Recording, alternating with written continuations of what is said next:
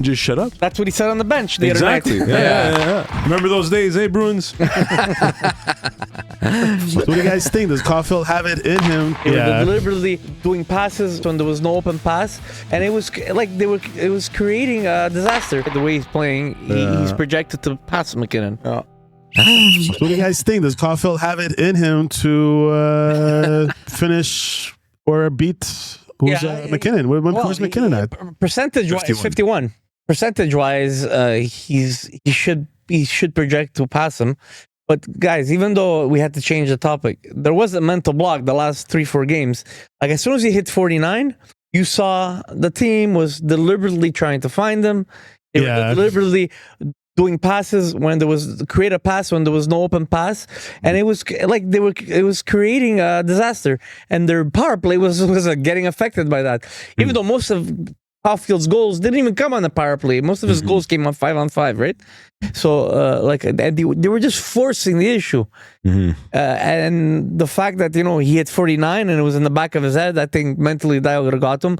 That's what I was trying to say. Let's make sure he scores as soon as he's able to get his 50, and then everything can go back to normal. Now they play. Now he's got the chip off his shoulder. Can you imagine being Cole though? Honestly, at that 49 goal, can you just like everybody's talking to you and everybody's saying the same thing?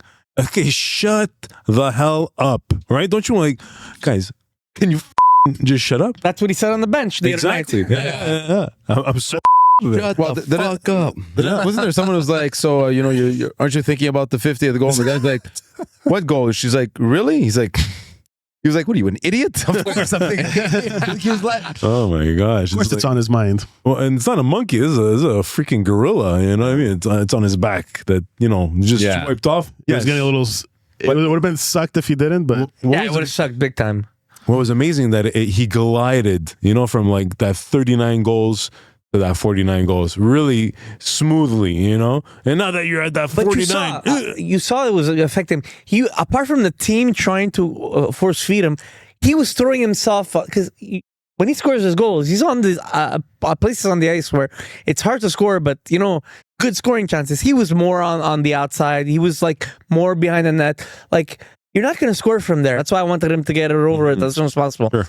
Of course, obviously. The back of your mind. Yeah. Our fans in the chat bring 2 great points here. What?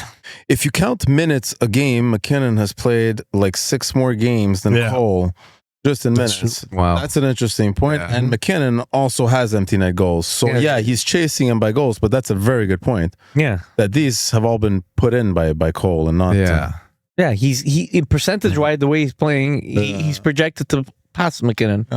Do they don't take that into consideration though? What into consideration? When they're for the what's it called? The Morris? Yeah. The Rocket? It doesn't matter. Goals by points. Yeah. Just by points. That's if they tie. So is there a tiebreaker? Interesting. No, they share it. They share the trophy. Both win it? Yeah, they both win it. So the commentator the other night was it against Florida?